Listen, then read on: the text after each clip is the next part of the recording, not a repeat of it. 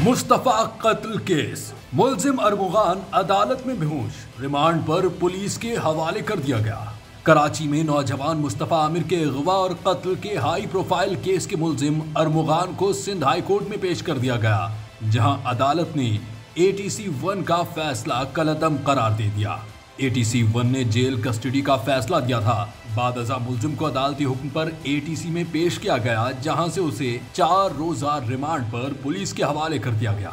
महकमा प्रोसिक्यूशन की इंसदाद दहशतगर्दी अदालत के फैसले के खिलाफ दरखास्त पर अदालत ने मुख्तसर तहरीरी हुक्मनामा जारी किया, जिसके मुताबिक प्रोसिक्यूशन की चारों दरखास्तें मंजूर कर ली गई।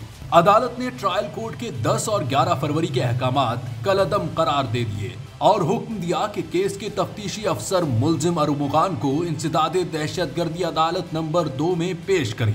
अदालत ने हुक्म दिया कि ATC नंबर 2 प्रोसिक्यूशन की चारों दरखास्तों पर कानून के मुताबिक नए अहकामात जारी करें।